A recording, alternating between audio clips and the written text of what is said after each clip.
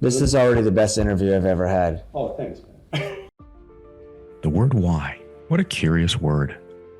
The kind of word that can make us cringe, feel defensive, or even distant. But you know, sometimes why is the key. A key that can unlock so much to our lives.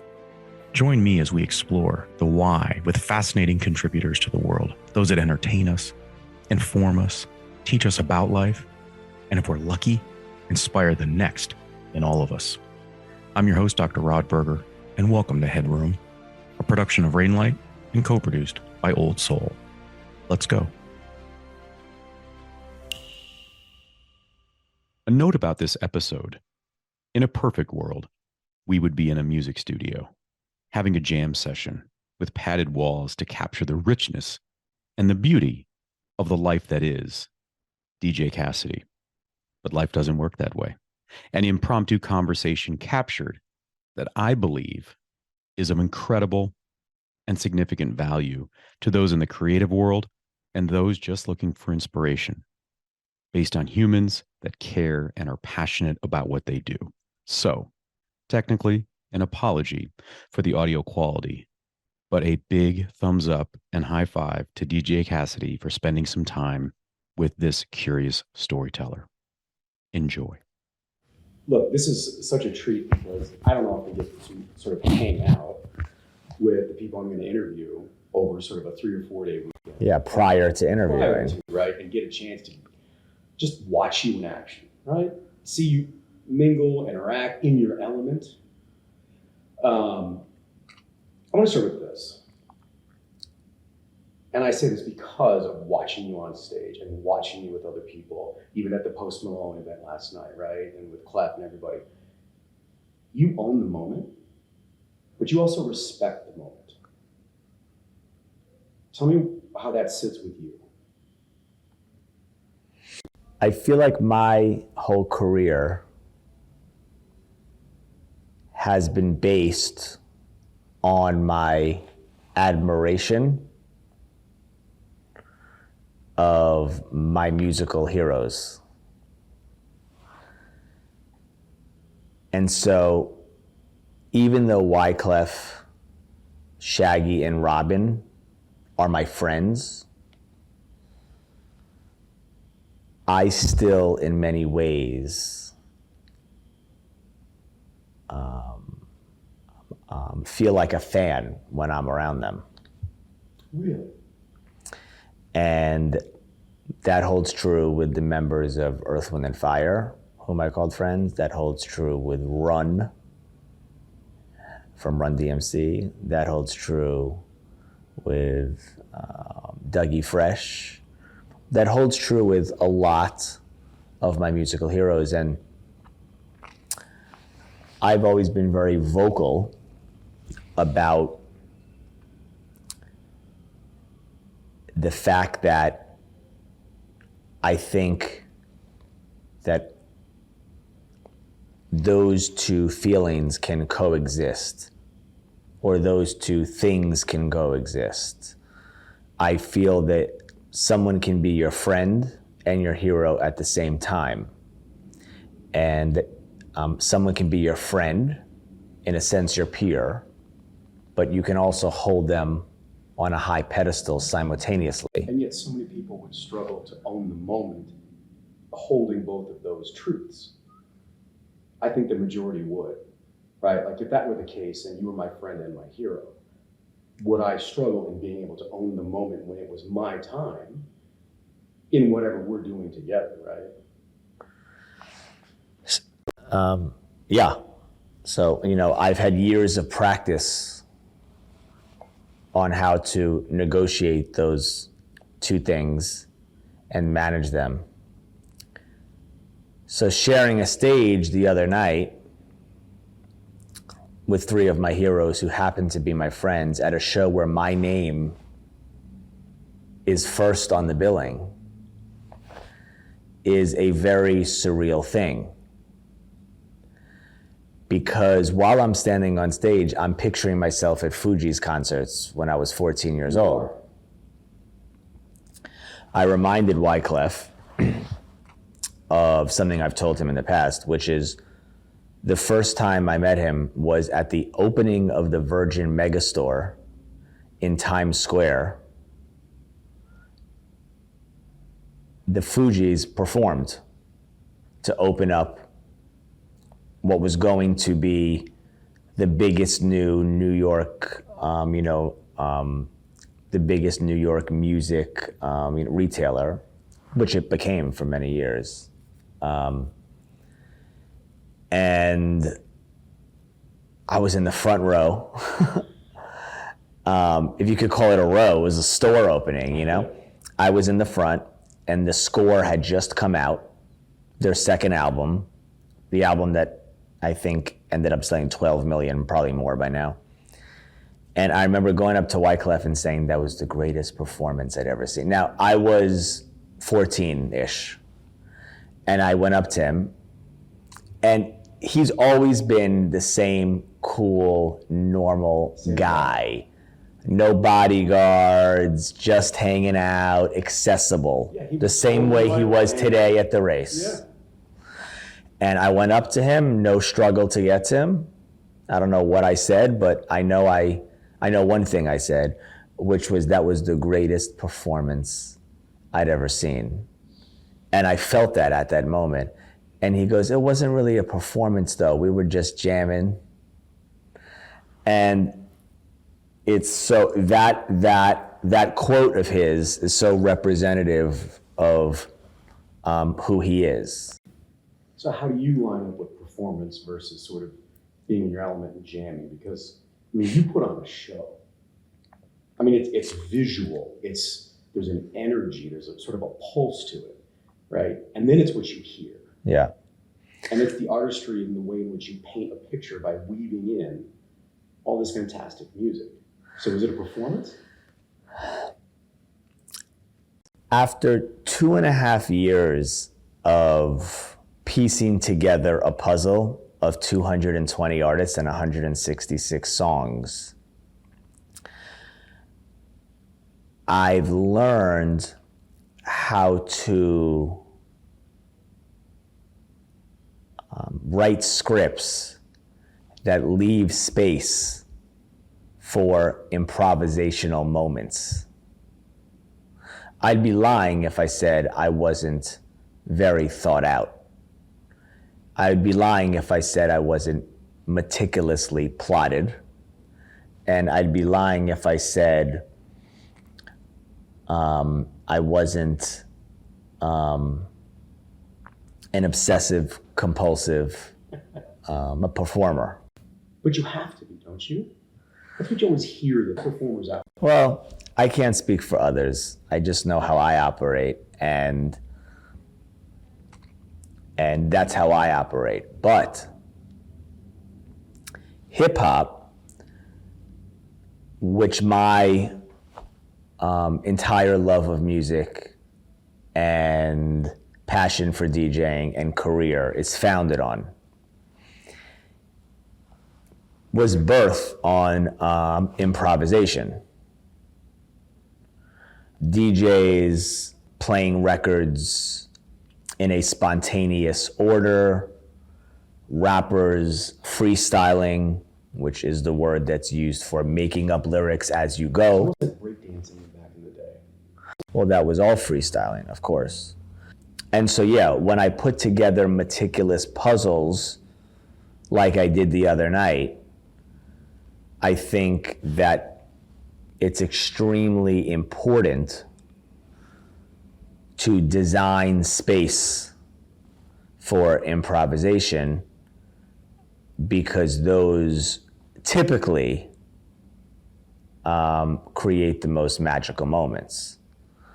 One of, if not the most magical moment the other night was the finale of the show, when I brought on Shaggy and Robin Thicke to the stage again to join Wyclef in singing Bob Marley's No Woman, No Cry. Now, Wyclef's rendition of that, which was on the score, is epic, and it's not easy to cover songs, and it's particularly not easy to cover iconic songs, and it's particularly not easy to cover iconic songs from iconic artists. The Fugees do it very well. Killing Me Softly, Exhibit A, and No Woman, No Cry, Exhibit B. And there's other exhibits. But Wyclef has never done No Woman, No Cry with Shaggy, has never done No Woman, No Cry with Robin, certainly has never done it with Shaggy and Robin, and I've certainly never been on stage for it. So the four of us together doing it felt very special. Obviously, anything Bob Marley feels significant. But at that moment, if I had to pick one, which I wouldn't want to, but if you held a gun to each side of my head and forced not even one side, each side, I would certainly say, if I had to, 2 guns to my head, that the most magical moment of the night was the grand finale, when Wyclef, Shaggy, and Robin all joined together to sing No Woman, No Cry.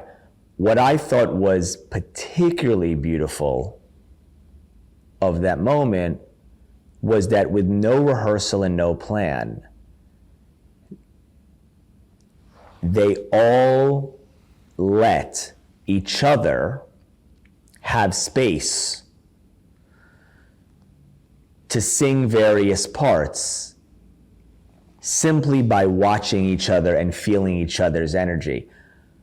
I was posting videos on Instagram till 6:30 in the morning that night. I was just so excited and I couldn't calm down, so I just kept watching videos and finding videos and posting videos. And there's one moment where Robin goes up to stand with me and we're rocking out the chorus together. And then you could almost see Robin look down and go to himself, oh wait, there's another verse, this is rocking. And he goes back down and you could see him come in, and Shaggy and Wyclef stopped and Robin came in with a line, and then Clef kept going and Shaggy ad-libbed. It was like they all had parts with no rehearsal. And that's 3 real deal artists feeling each other. It reminds me, and I'm thinking of this now for the first time, in drama class in high school. I wasn't an actor, but you have to take some kind of drama class, right? Like everyone does. I remember in drama class, improv. And one of the things that my teacher would teach, and I'm sure this goes for every class, is that the art of improvisation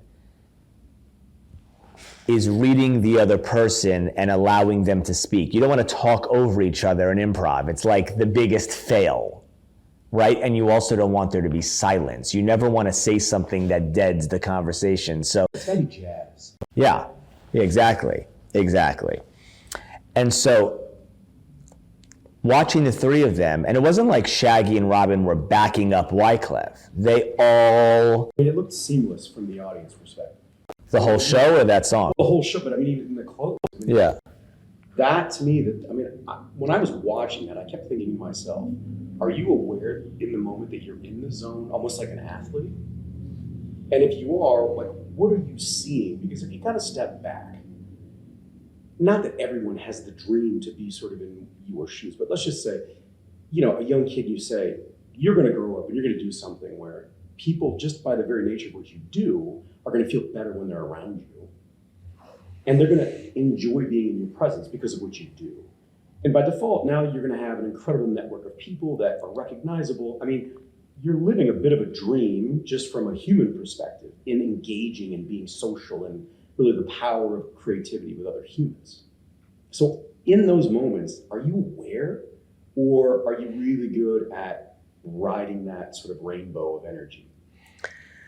I can never stop my mind. So when I'm on stage at a show like the other night, which is a big moment for me, it's the beginning of a new chapter for Pass the Mic. It's kind of the culmination of chapter 1, the beginning of chapter 2. The 10th and final show aired a couple weeks ago. And now I'm starting to take it to the stage. So it's really the beginning. It's really the past few weeks has been kind of the end of chapter 1, the beginning of chapter 2. I'm thinking of a million things when I'm on stage because I'm the conductor. So the songs need to start at the right time and the songs need to end at the right time. And I need to keep control of the crowd and to, looking to you. yeah, to dictate the energy. And I need to create the space for the artists to enter and have their moment. And I need to find the balance between interacting with the artist and the audience and allowing them to have their space. And I'm always one song ahead. So my mind is a blender of activity in those moments. All the while, I'm reminding myself to take in the moment because That's the 14-year-old in you? it's the 10-year-old in me. I got my turntables for my 10th birthday. I had no dreams of DJing at the White House. I had no dreams of this being my job. I had no dreams of making a lot of money. I had no dreams of being on stage with artists whom I admired. I think my only dream as a kid, and I don't even know if it was so conscious, but the only thing I ever thought about from age 10 to 18 was one of my favorite rappers knowing my name. Like I just wanted Tretch from Naughty by Nature to know who I was. Like Tretch was like the coolest man on planet Earth to me. I looked up to Run DMC, Michael Jackson, Bobby Brown, and Tretch. You're Mount Rushmore. Tretch to me was just the coolest person that ever walked the face of the earth. And you know, my parents were very supportive of my love of hip hop. You know, my dad took me to every concert that I wanted to go to, and I was like, you know, that little kid that was always there. And I ended up, you know, meeting the members of Naughty by Nature as a child so often that later on when my career started to happen and I reconnected with them, they were like, oh shit, you're the kid that we used to see everywhere. But anyway, back to the stage. I know I went on a tangent. So in that moment of everything I described, I am particularly, I mean, there's many moments in life, but particularly on these Pass the Mic live moments, right, which there have only been several so far.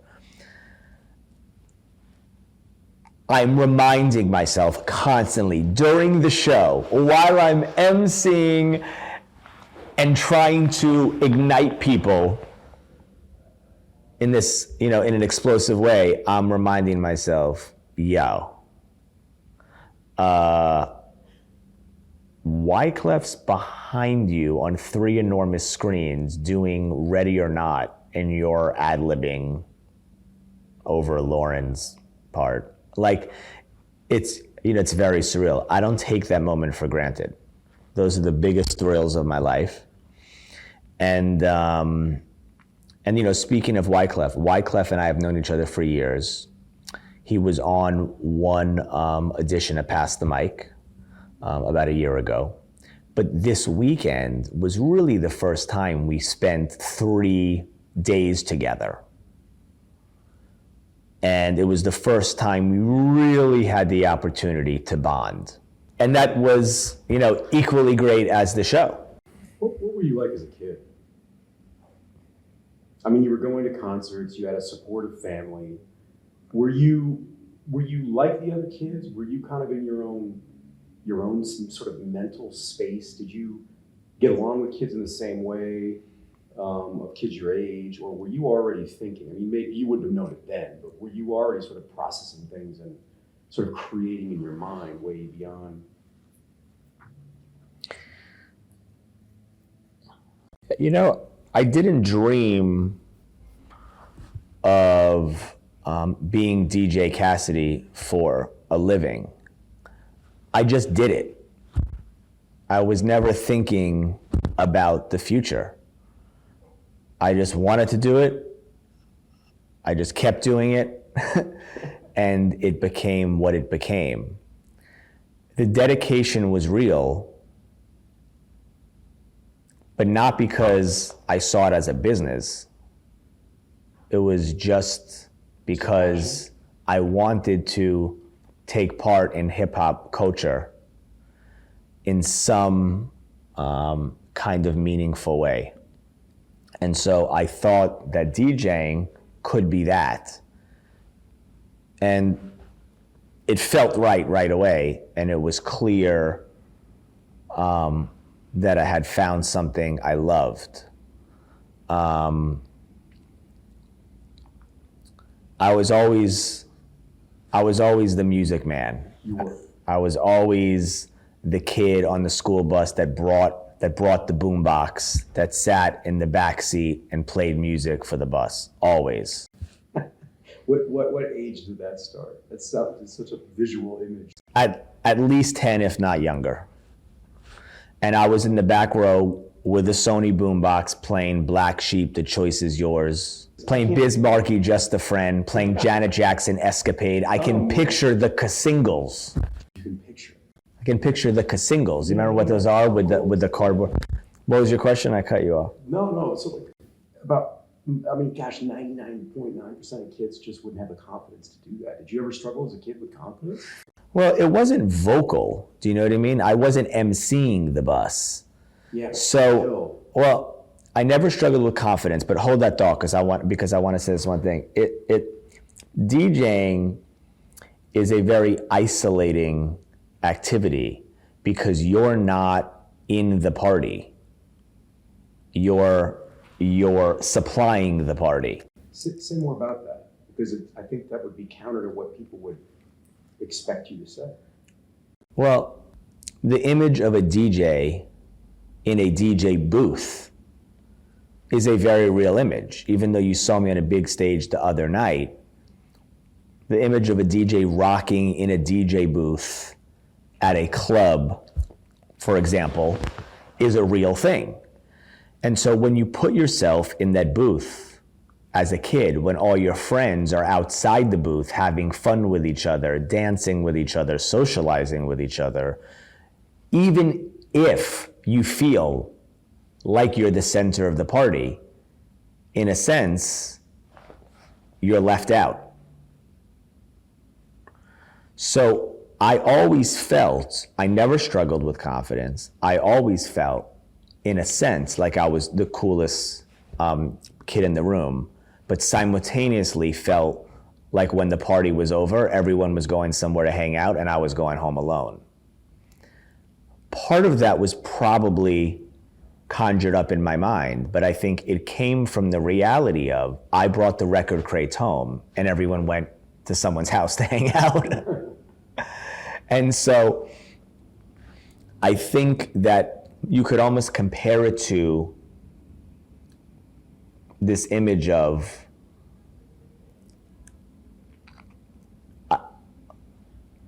I was always the kid who could sit at every table in the cafeteria. You know, all the cliques, there's all these cliques, right? I could always sit at every table. I was friends with every group of kids at school, but then I probably sat alone and ate my lunch. But I never felt uncool. I never felt unpopular. But I did always feel that even though I felt in some cases I was the center of the party, and in some cases probably I felt like I was the coolest person at the party. And nuance. But I did always feel and supercharge your brand simultaneously left out. That's Old Soul. Shoot Matt a note at aoldsoul.com. That's AOLDSOUL.com. And now, back to our guest. Energy in that experience. I can speak from my own experience the other night. That was a musical experience, you know, and I'm in my mid-40s that I'd never had. Like, it was really powerful. And I had to fight watching you thinking, is he an architect of creativity? You know, like these sorts of things. So to think that it can also be isolating and then potentially lonely, I think is a powerful statement.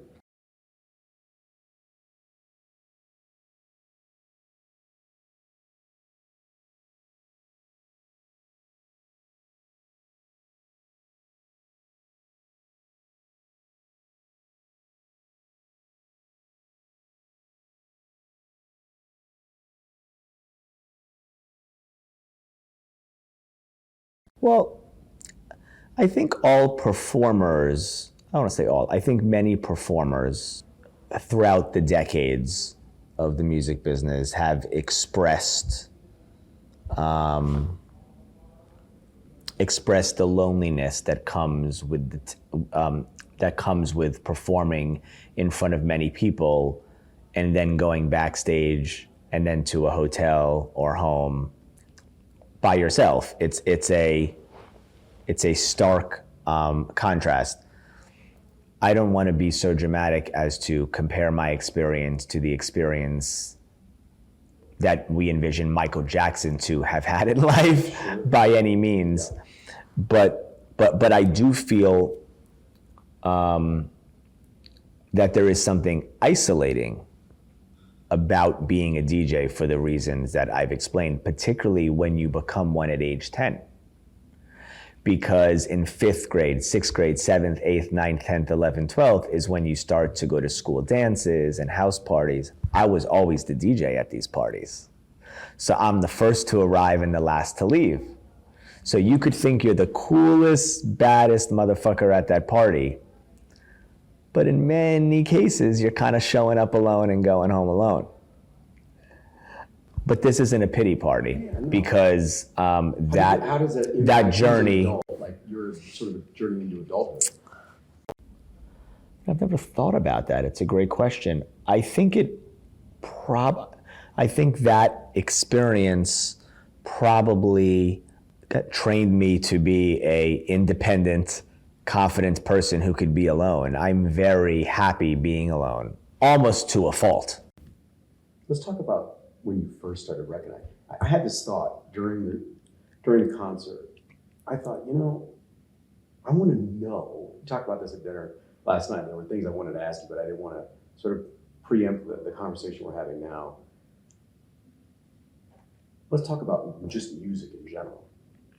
Like, are you hearing beats at a different frequency when I walk on the street that I or others would just not hear? Do you hear somebody tapping a pen and it makes you start to think something, and then you're already sort of this very, you're creating in your mind? Like, tell me about the frequency, because you have to be able to hear things at a level that's just different, right? And that's your skill. That's a skill that you have.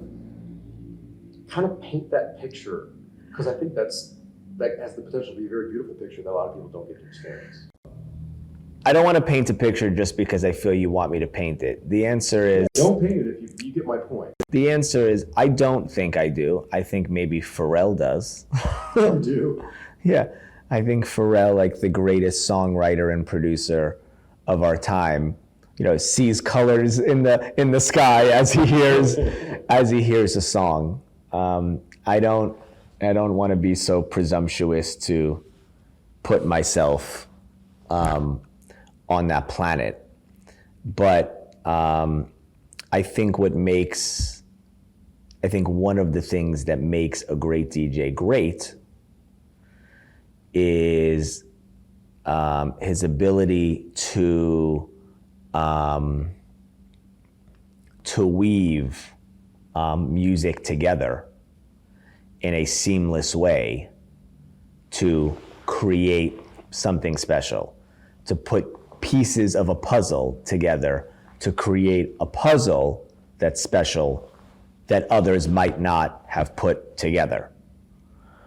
But simply and less poetically put, it's what you play, how you play it, what you play next. So, inspiration then, right? Because you've got your heroes, you've got your, you've been doing this, maybe to 10, whatever it was when you started with boom boxes on a bus, but like, you like to be alone. By the way, I don't know how many years you just uttered, but the answer is 31. No, I know. I'm saying when you were 8 or 10, like that. Oh, yeah. But I'm saying, when people ask me how many years have you been DJing, I tell them the answer, they look at me like, 31 years. What? They're like, what?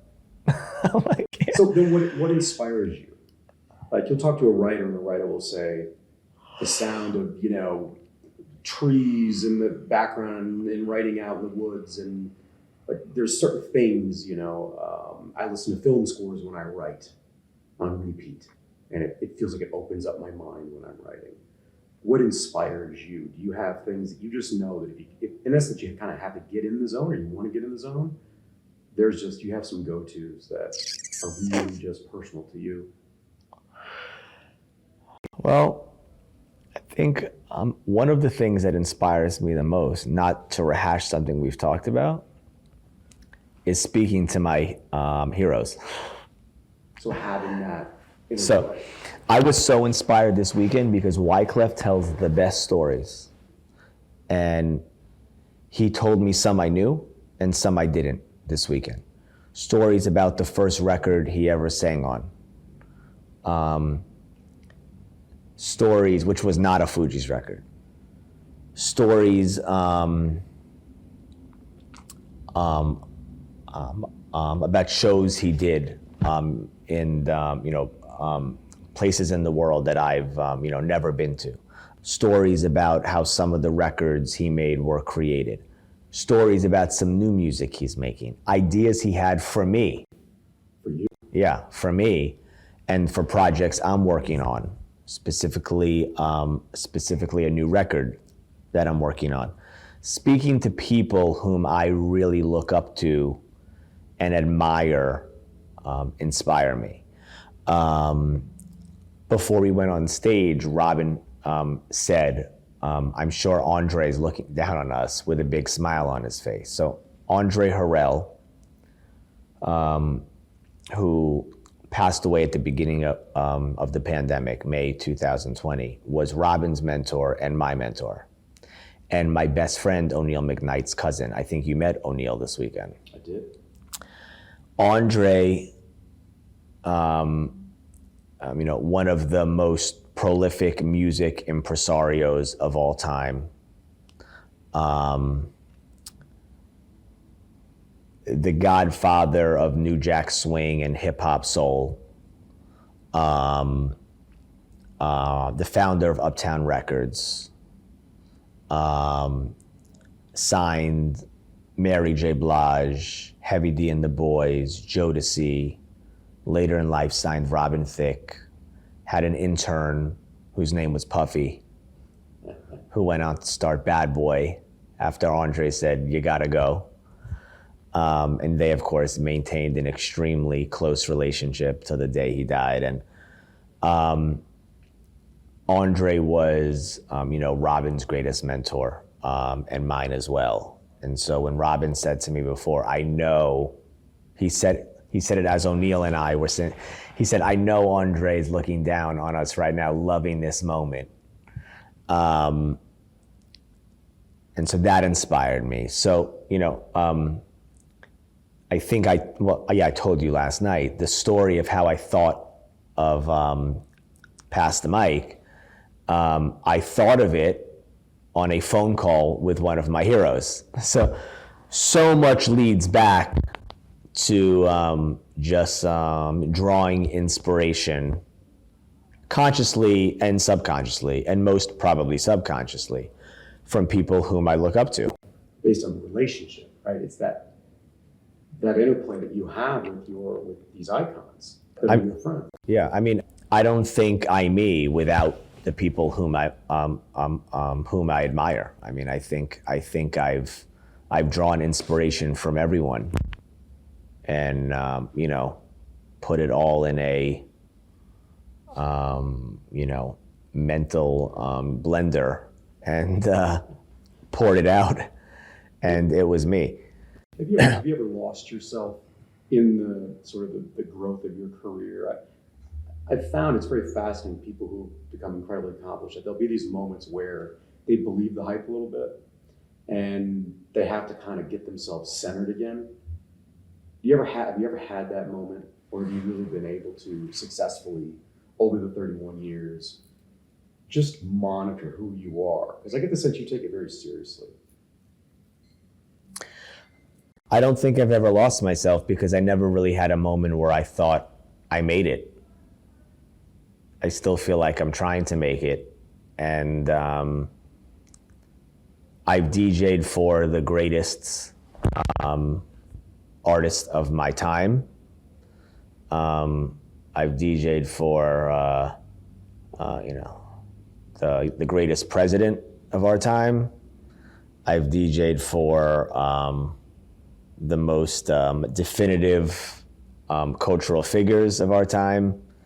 I've shared a TV show with 220 legendary icons.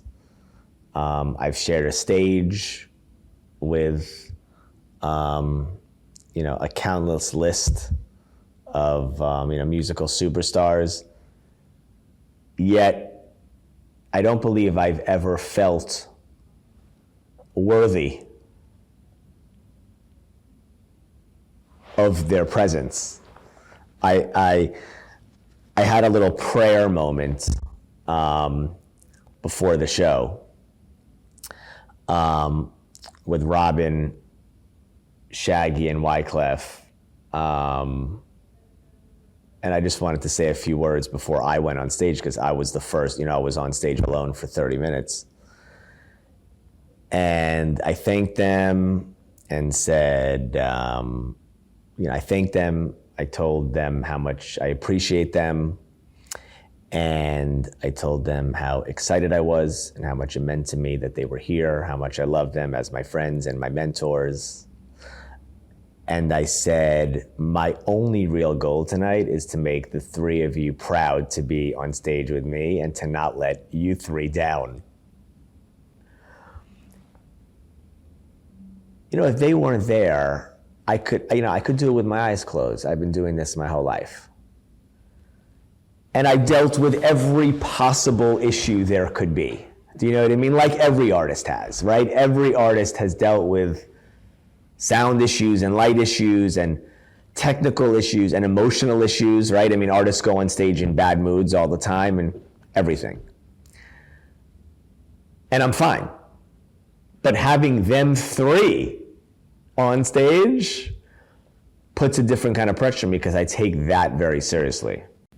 I get the sense that you kind of cross the threshold, and that humility, I mean, it's fair to say you've earned the right to not have to be as humble as you are.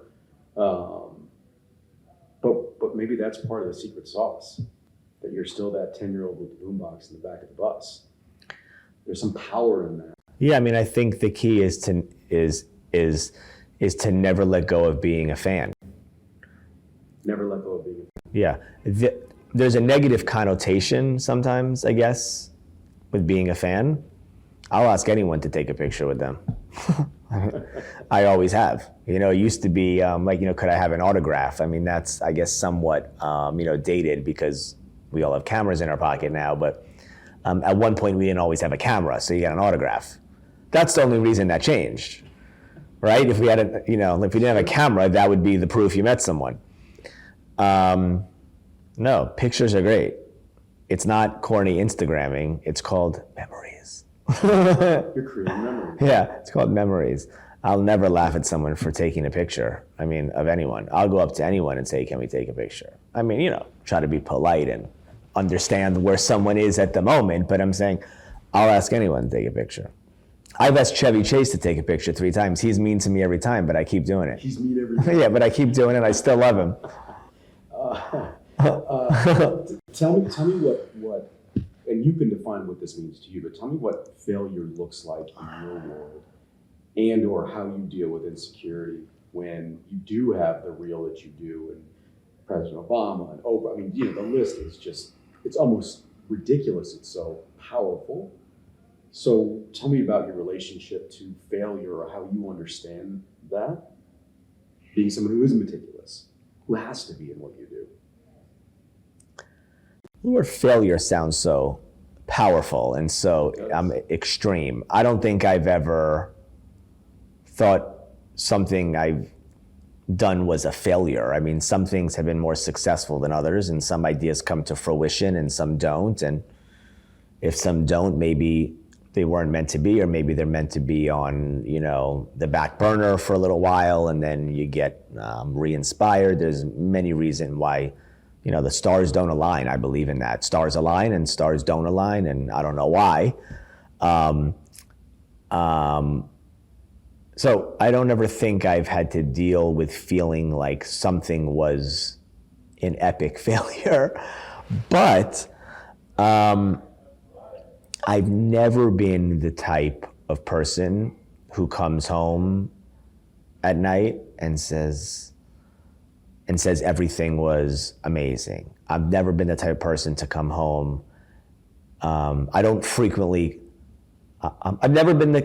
I'm trying to figure out this. I've never been the kind of person who frequently comes home at the end of the night and says, "I killed it." Very rare. I'm very critical of myself. Very critical. So the other night, when I called my mother, who would have been here, but her mother just died, who was 95, my grandmother. And so she didn't feel up for traveling. So she would have been here. My father was here. I think you met him, or did you see him? I don't know. My dad was here. But I called my mom, and she's like, "Oh my God, I saw the videos. How was it?" Or her first word was, I think she picks up and goes, "So?" Like she wants to hear what I thought. That was her first word, "So?" And I said, "It was great." And she goes, "Well, if you say it was great, then it was amazing." Because very rarely, I don't want to say I'm half empty, but I'll comment on the one thing I didn't like first. I hold myself to a high standard. But the other night I said was great. What was the first pinch me moment in this, outside of seeing, The first song, the intro. The intro. Do you remember the intro? Oh, yeah. The intro. I'm standing behind this screen with Phil Collins, In the Air Tonight, the most intense, dramatic song of all time, right? Like, oh my God, you're so fucking dramatic that you're entering to this song, right? Like if my sister was there, she would have been rolling her eyes, oh my God, what is he doing? You're walking onto this dramatic song. Who the fuck do you think you are? That would have been, that's a siblings, analysis and older siblings. So, I'm behind the screen, this 30-foot screen, and my image is projected on all three screens. I'm articulating this bad, so you write it better, you saw it, but I'm being projected on these three enormous square screens. I'm behind the center screen, the screen's about to raise, and it's the and then the keyboards, and then Phil's voice, "I can feel it," and the screen's raising, and I'm lifting my head, and I'm like, wait, is this shit really happening?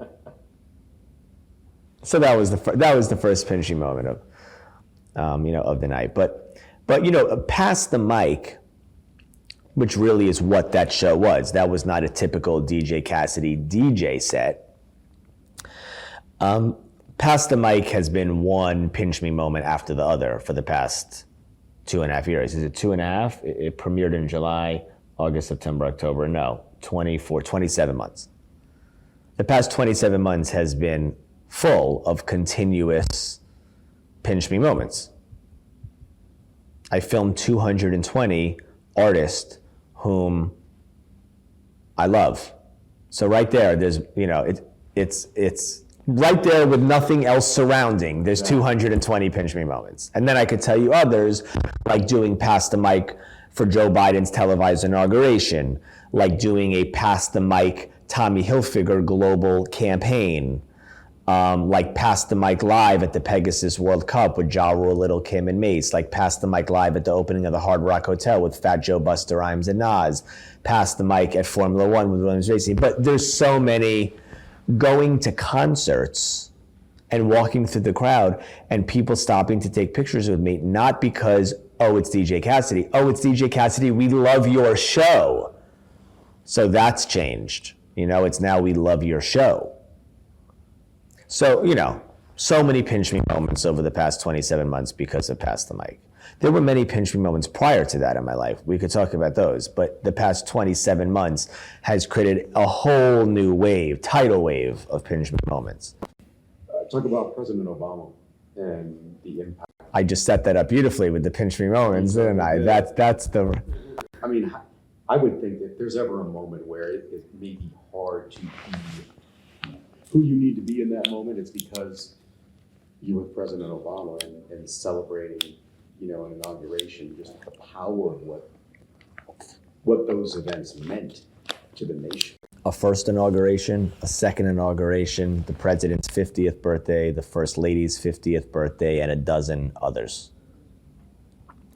If you look at the front of the White House, this is the front and the two columns are here. This is where the party was. Not like in some adjacent thing or like a tent, right? Like, you know when someone like a famous person in Beverly Hills, oh, the party's at their house, but then you never even walk in the house? You know what I'm talking about? And the party's in a tent, right? Like the party's at George Clooney's house, but you never walk into George Clooney's house. Bathroom? The porta potty's not even on the property. Okay, this is where it was. So when you write it, describe what I'm doing. These are the columns. You walk in the front door, red room, yellow room, blue room, green room, red room, the 4 rooms Eleanor Roosevelt designed. And then this room, after all these years, I still don't know the name, this room. And the room goes the whole distance. So on one end, you see the Washington Monument. On the other end, you see the Capitol building. It's that simple. And so, I mean, the pinch me moments, I could just tell you many. Okay, I'll tell you many, in no particular order, okay? It's Obama's 50th birthday. I'm getting ready to go on. Janelle Monáe is finishing her set, okay? This isn't like a show with seats. It's like a party. It's like people are standing and there's a little riser. It's like it's not like big to do. It's like a house party. It's a big house party. Yeah, 500 people, but 500 people is not a lot. This is intimate. I just meant. Yeah. And so someone taps me on the shoulder. I'm like nervous. I'm about to go into the White House. This was the first time. His 50th birthday. The first inauguration, there was no party at the White House. The party was at a convention center. It was televised, the one I DJ'd. There was no White House party. The second inauguration, the party was at the White House. So the first time I DJ'd at the White House was his 50th birthday, not the inauguration. So someone taps me on the shoulder and goes, hey, Cassidy, Stevie Wonder would like to talk to you. So first of all, why is anyone like asking me permission? I'm like, it's Stevie. I'm like, yes, please bring him up. Like, where can I walk to him? Okay. So Stevie comes over to me and is like, Cassidy, I want to jam with you for the president. Let's surprise him.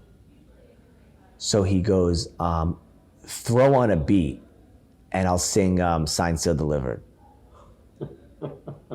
Okay. Is there pressure going on? No. As this conversation is happening, the president is now on stage. When I say stage, I mean 1 foot high riser, thanking Janelle Monáe, getting ready to announce me. As this is happening, I'm listening to Stevie in one ear, but like tuning out so I can hear what the president's saying in the other. I say to Stevie, cool, and Stevie just walks on stage.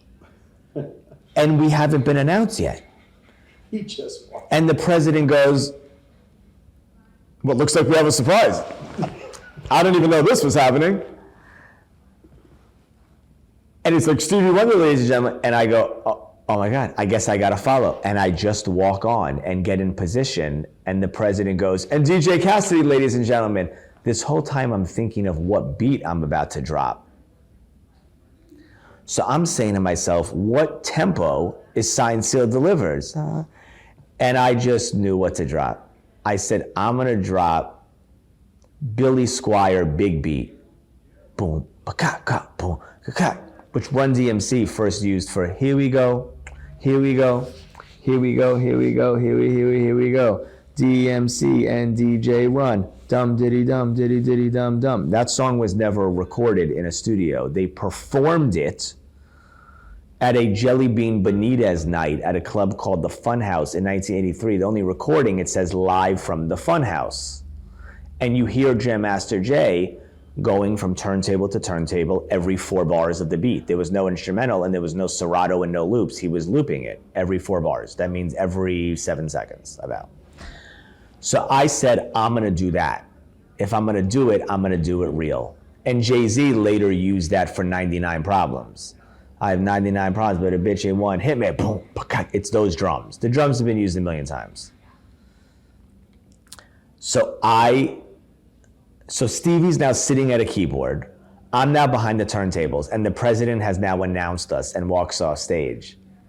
And I go, chicka chicka chicka chicka chicka chicka chicka chicka boom, ka-clack, boom, boom, ka-clack, boom, ka-clack, clack, boom, clack. Two more bars, boom, ka-clack, clack, boom, clack, boom, ka-clack, clack, boom, chicka chicka chicka boom. And I'm really doing it. And I could have looped it in Serato, and I didn't. I said, I'm gonna really do it like Jam Master Jay. And suddenly he starts, dan, dan, dan, dan, and he starts singing Signed, Sealed, Delivered, I'm Yours, playing the keyboard over it. Okay?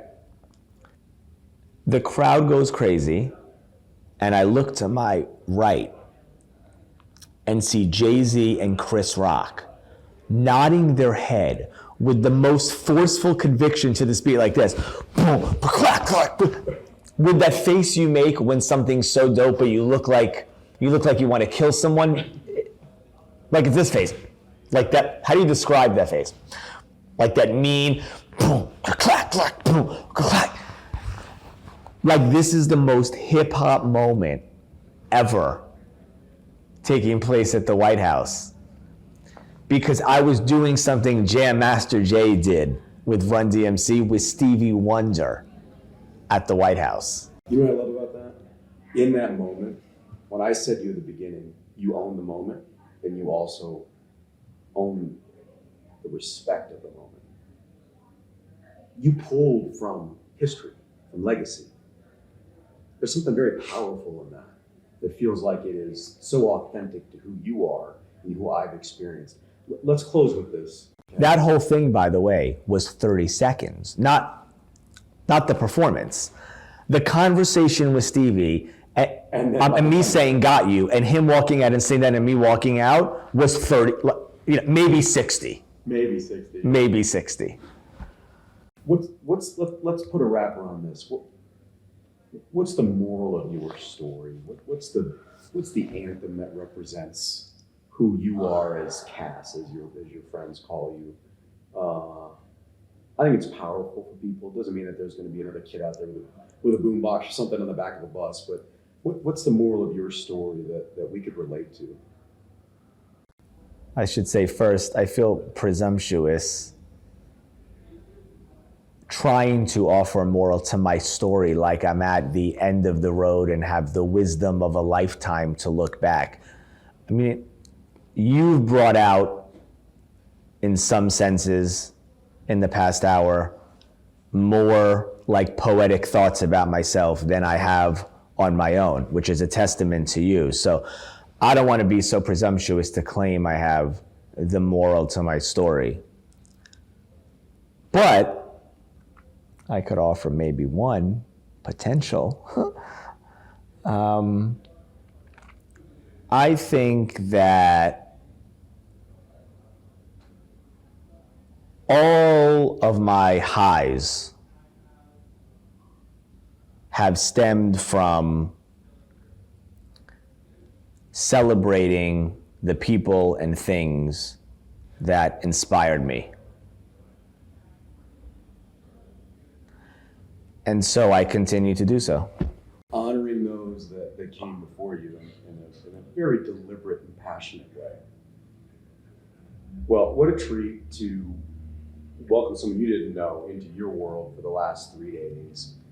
And there's just a genuineness about you that I've got great appreciation for. Thank you. It's inspiring. I don't have your talent, but like we talked before we got in here, sort of, I welcomed you into my DJ booth. Well, you have another talent, because I meant it when I said that, like when I was talking to Williams the past week about the crowd. We got to get the crowd right. We got to get the seating right, because artists feed off their crowd. And just on a side note, and I'm not saying this because I'm here for them, but I perform at a lot of events. And I go to a lot of events, and Williams curated an amazing event with amazing people. And they say, some say artists shouldn't blame their tools. I don't know how much I believe that. Tools are important, A sound system's important. The crowd's important. It's not about blaming your tools, but tools are important. And there's 400,000 people here for the race this weekend, but Williams got 2,000 of the most energetic, fun people in town who seem to love music, who seem to want to dance, who seem to want to sing, and that made my job easy. But where was I going with this? There was a point. I don't know how I got to that, but I'm sure when you listen back, you'll remember, but I got carried away. But I know the point I was trying to make at large, which was, I know what I was saying. The way the crowd brought out, I think, the best in us, because the crowd was feeding us. You brought out things that I typically might not have articulated. And that's your talent. So when you say not as talented, maybe not the same talent, but. It takes two to tango, and it's about people and humanity and understanding. In a world that is becoming less authentic, I think it's incredible to celebrate authenticity and humility, and you've got it in spades. Keep crushing it. You've inspired me. God knows I'm paying for that concert even to this moment. But for all the best reasons. Keep it up, and I look forward to catching up with you in the future. Thank you so much. This was great. Thanks for taking the plunge into Headroom, where we uncover the why behind the what and who impacting our lives. Headroom is a production of Rainlight and co-produced by our friends at Old Soul. I'm your host, Dr. Rod Berger, and this is Headroom.